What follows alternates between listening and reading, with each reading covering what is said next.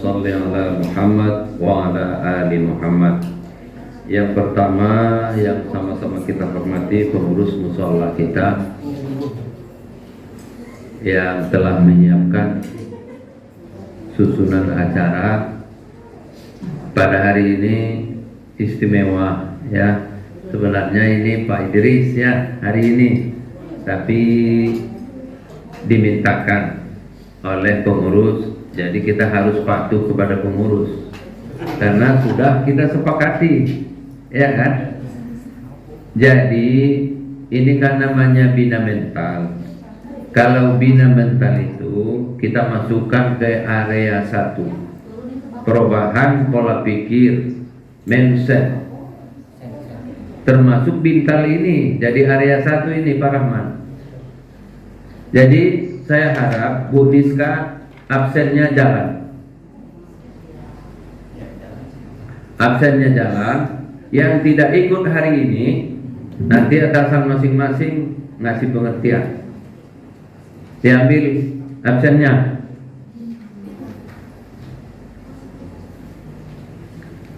Saya biasa seperti itu, mulai dari stabat. Ya. Baik. Karena ini perubahan mental, perubahan mindset, memang dia harus berkelanjutan, nggak bisa sekali dua kali. Makanya di absen juga besok hari Senin kita akan tambah. Pimpinan apel akan membacakan apa namanya? 8 nilai sudah biasa itu. Kita tambah yang lain. Kode etik pegawai Pengadilan Agama Jambi dibacakan oleh pembina apel. Minggu pertama, minggu kedua budaya malu Pengadilan Agama Jambi. Kita sudah ZI untuk menuju WBK. Kita nggak boleh biasa lagi. Kita harus WBBM. Kita harus luar biasa. Kalau biasa-biasa, disiplinnya molor, waktu datang istirahatnya juga molor, bisa-bisa WBK kita dicabut. Perjuangan yang sudah habis-habisan itu nanti akan sia-sia. Kemarin Pak KPTA waktu pelantikan Ibu marah KPTA kemarin. Kenapa? Karena nggak disiplin masuk siangnya. Dia perhatikan, dia diam-diam selama ini, dia perhatikan masuk siang. Kemudian pada saat acara mau dimulai, pesertanya masih sedikit, marah dia kemarin. Saya takut PTA kemarin jatuh dia Pak, karena udah gemetar dia. Tadi malam juga gitu pembinaan dia. Kemarin sore di Kuala Tungkal, saya hadir juga kemarin. Dia memberikan pembinaan dari jam 2 sampai jam 4 kemarin. Dilanjutkan malamnya bisa sambung perkenalan silaturahmi ketua yang baru, syukuran kenaikan kelas yang disponsori oleh Pemda setempat. Bupatinya hadir, sekdanya hadir, Pokobindanya hadir. Sampai jam 10 tadi malam baru berangkat saya ke Padang, ke sini ke Jambi. Mengingat kita ada senam, ya kan? Kalau pagi nggak mungkin ini nagih, kita malam ini kita harus berangkat. Akhirnya kami di sini hampir jam 1 tadi malam.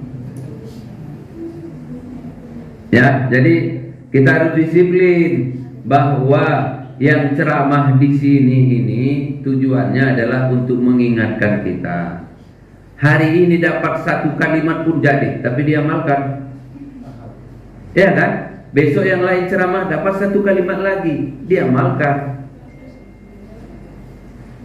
Baik, judul ceramah kita hari ini berpacu menjadi abdi negara yang sabiqum bil khairat.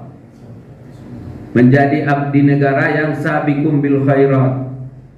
Kalau Pak pengurus biasa mengatakan fastabiqul khairat, ini sabiqum bil khairat. Kita bacakan ayatnya dalam surah Al-Fatir ayat 33. Bismillahirrahmanirrahim. Tsumma awrasnal kitabal ladzi istafaina min ibadina faminhum zalimun li nafsihi wa minhum muqtasid wa minhum sabiqum bil khairat biiznillah zalika huwal fadlul kabir. Kemudian kitab ini, maksudnya Al-Quran, kami wariskan kepada hamba-hamba kami yang dipilih di antara hamba-hamba kami. Lalu di antara hamba kami itu ada yang menganiaya dirinya sendiri, zalimul li nafsi. Ada muqtasid, di antara mereka ada yang pertengahan. Di antara mereka ada lagi yang lebih dahulu berbuat kebaikan dengan izin Allah. Demikian kurnia Allah yang maha besar. Jadi manusia ini dalam menyikapi Al-Quran itu ada 3. Dari gambaran Al-Quran ini ada manusia 3 gambarannya. Yang pertama zalimul li nafsi, zalim terhadap dirinya sendiri. Yang kedua muqtasid, yang ketiga sabiqum bil khairat, berlomba-lomba dalam kebaikan. Bila kita lihat tafsir terjemahan Departemen Agama, oh ya, ini ada enggak notulennya? Jadi pengurus harus membuat bahwa setiap pintal kita ada notulennya ya, ada notulennya. Kemudian notulennya itu nanti kita publikasikan, ya, kita publikasikan inti dari pertemuan kita, ceramahnya apa ada, ya. Jadi itu tugas pengurus, kita serahkan kepada pengurus. Jadi kalau ada 4 kali kita bintal, berarti berita bintal 4 kali seminggu masuk ke Badila. Baik ya. Yang pertama terjemahan umum dulu. Bila kita lihat terjemahan Departemen Agama, terjemah Al-Quran terjemahan agama, zalimul li nafsi, artinya lebih banyak kesalahannya daripada kebaikannya. Kalau ada seseorang dosanya lebih banyak ketimbang kebaikannya, itu namanya zalimun li nafsi. Yang kedua muqtasid, orang yang kebaikannya berbanding dengan kesalahannya. Berbuat baik iya, berbuat salah iya juga. Itu namanya muqtasid, seimbang antara kebaikan dan keburukannya, antara pahala dan dosanya seimbang. Itu namanya muqtasid. Yang terakhir sabiqum bil khairat, kebaikannya sangat banyak, jarang melakukan kesalahan. Jadi ini tipe manusia. Yang pertama zalimul li nafsi. Nah, bila kita kaitkan dengan pekerjaan kita, bahwa bekerja pada hakikatnya adalah ibadah. Bekerja pada hakikatnya adalah ibadah dalam arti yang luas.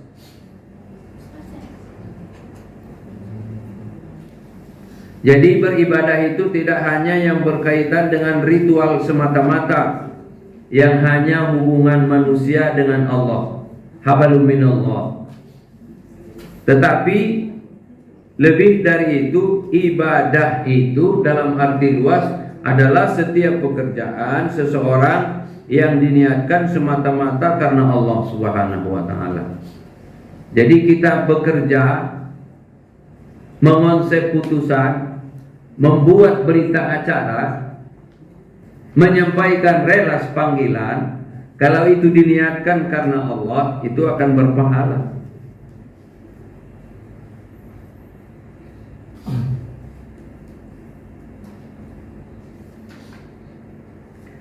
Jadi bekerja di kantor sebagai ASN, termasuk kita di pengadilan agama ini, bahwa bekerja itu adalah wujud konkret ibadah kita.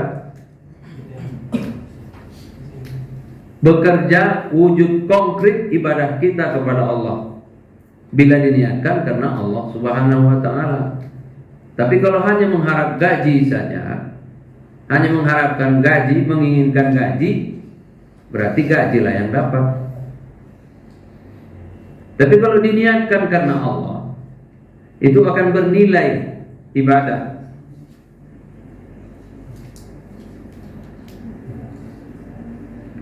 Syaratnya apa? Supaya ibadah itu diterima. Wa ma umiru illa liya'budullaha mukhlishin. Berarti kita harus ikhlas. Bekerja itu harus ikhlas. Kalau merasa terpaksa, itu masih disaksikan ketulusan dan keikhlasannya dan disaksikan jadi ibadah.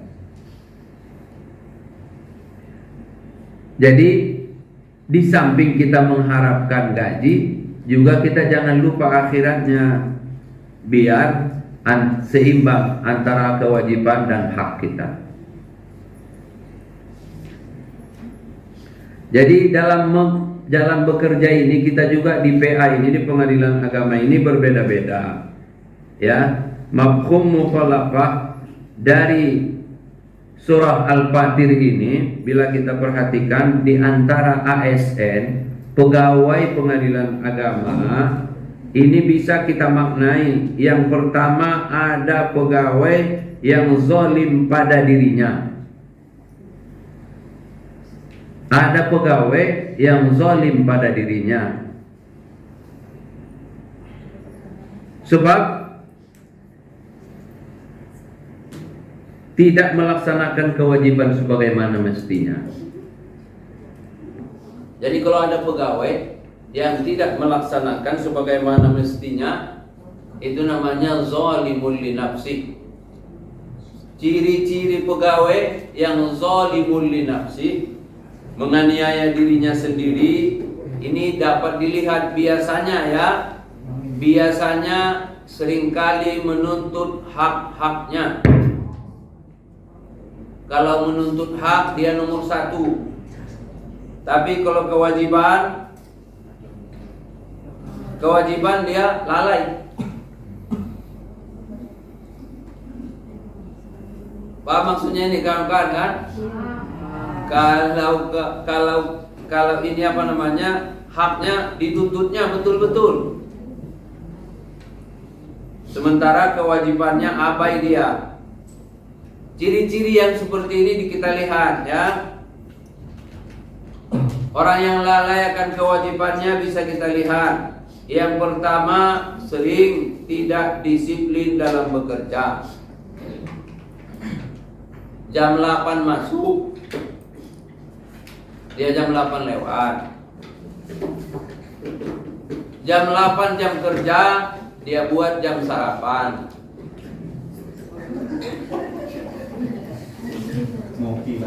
Ngopi. Ini zalimul li nafsi. Jadi ini ciri-cirinya. Tidak disiplin dalam bekerja.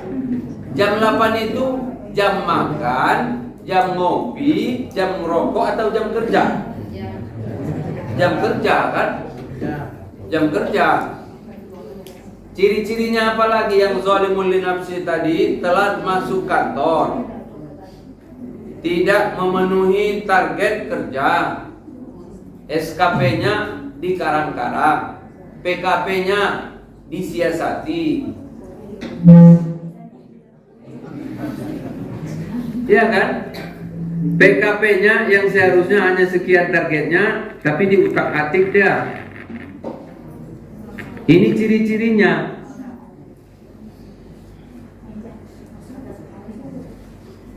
Menambah waktu istirahat. Jam istirahat itu kan 1 jam. Iya kan? Kalau di aturan jam 12 sampai jam 1. Oke, karena kita sholat berjamaah setengah 1 ya, bolehlah sampai setengah 2. Kan istirahatnya 1 jam kan? Tapi kalau ditambahnya lagi jam istirahat, itu namanya ciri-ciri zalimun li nafsi.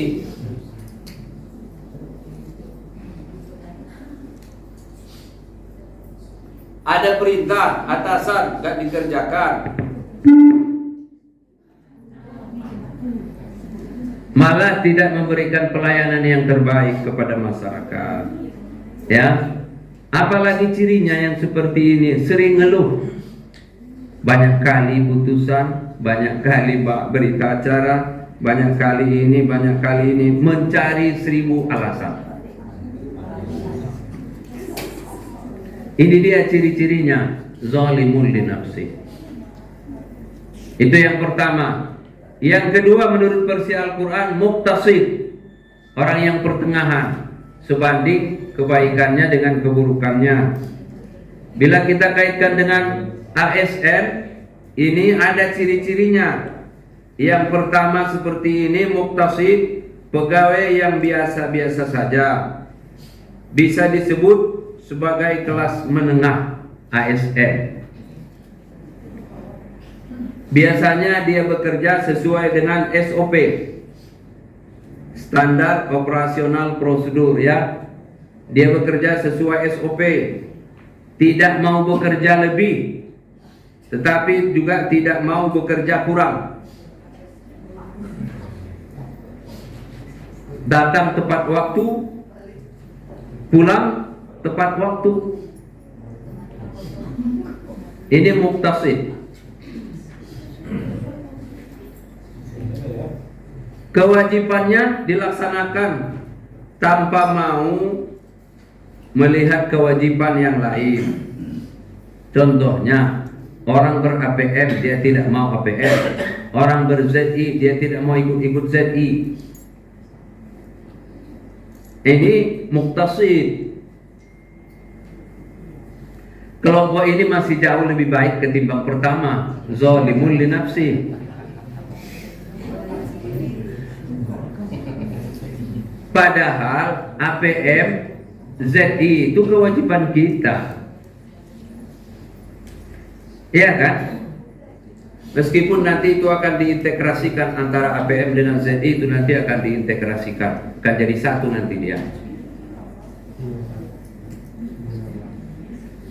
Itu kelompok ASN yang kedua, pertengahan, datang tepat waktu, pulang tepat waktu,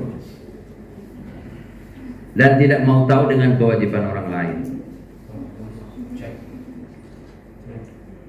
Yang ketiga, kelompok ketiga, sabiqum bil khairat, orang yang pegawai yang selalu memberikan yang terbaik untuk bekerja. Dia berusaha memberikan yang terbaik dimanapun dia bekerja, dimanapun dia ditempatkan, dia akan memberikan pelayanan yang prima. Pelayanan yang prima kepada masyarakat. Sesuai moto ZI, ya. ZI kita WBK itu, ya, memberikan pelayanan yang prima kepada masyarakat. Pelayanan yang unggul, pelayanan yang standar nasional, internasional. ZI ini kan diawali dari apa? Diawali dari ISO, ya. Diawali dari ISO, lalu ISO itu kita adopsi, dari situlah eviden-evidennya itu ke ZI. Jadi ISO itu sudah standar internasional. Jadi mentalnya pun maunya sudah mental internasional, bukan lagi lokal. Ya, jadi mental kita, cara kerja kita sudah sesuai dengan standar internasional.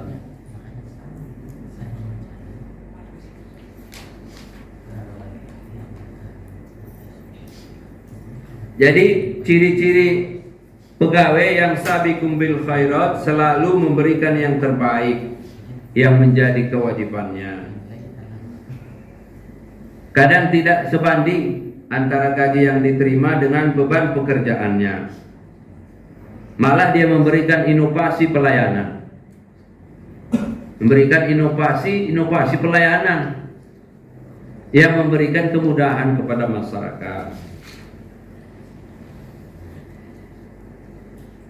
Jadi untuk melihat pegawai yang sabiqum bil khairat ini bisa kita lihat secara kasat nyata Bisa kita melihat etos kerjanya. Apakah etos kerjanya biasa? Ya, biasa seperti ini orangnya yang mau berinovasi, memberikan motivasi, memberikan kreasi untuk kemajuan PA. Ya, biasanya ini orang seperti ini datang sebelum waktunya, sebelum jam waktu kantor, dan biasa pulang biasanya dia pulang manakala targetnya sudah dapat. Bila targetnya hari itu belum selesai, dia tak akan pulang. Ini yang namanya sabiqum bil khairat. Orang yang berlomba-lomba memberikan pelayanan yang prima, pelayanan yang terbaik. Target yang diberikan itu dicapainya. Bila targetnya ini yang ditargetkan oleh Badilak, dilaluinya. Ini yang ditargetkan oleh Mahkamah Agung, dibuatnya. Ini yang ditargetkan oleh program kerja kita, dilaluinya. Jadi inilah yang dikatakan orang yang sering, ciri-ciri sabiqum bil khairat adalah orang yang bekerja dengan kerja keras, kerja cerdas, kerja tuntas, dan ikhlas. Ini dia biasanya motonya sabiqum bil khairat. Kerja keras, kerja cerdas, kerja tuntas, dan kerja ikhlas. Terserah kita ini masuk di mana. Apakah kita termasuk pegawai zalimun li nafsi? Apakah kita pegawai muktasib? Atau kita pegawai sabiqum bil khairat, fastabiqul khairat yang sering kita ucapkan. Inilah yang sering kita aplikasikan. Ya, jadi ke depan diharapkan pada kita penceramah di sini supaya sama-sama ya. Kemudian diharapkan bila sudah sholat asar kita sama-sama. Jadi tidak ada yang terlambat lagi menunggu-nunggu yang lain ya. Habis waktu kita, habis kesempatan kita. Jadi kita simpulkan pengajian kita hari ini bahwa kita aplikasikan pegawai PA Jambi itu terbagi 3. Ada yang zalimul li nafsi, mudah-mudahan gak ada lagi di kategori ini ya. Karena sudah WBK ya kan. Yang kedua muktasid. Yang ketiga sabiqum bil khairat. Bila kita bekerja dengan ikhlas, insya Allah akan bernilai ibadah di sisi Allah Subhanahu wa Ta'ala. Di samping kita mengharapkan gaji, tapi nilai akhiratnya akan kita dapat. Bapak Ibu yang imam silakan pakai doa jamaah, yang tidak pakai doa jamaah juga silakan. Kita di sini toleransi. Ya, mau doa, mau zikir silakan. Yang tidak biasa pakai zikir juga silakan. Sama-sama kita di sini tidak boleh saling menyalahkan. Yang penting yang pokoknya, yang wajibnya sama-sama sholat jamaah. Barangkali itu yang dapat saya sampaikan. Mohon maaf bila ada yang tersinggung. Saya sudahi. Assalamualaikum warahmatullahi wabarakatuh.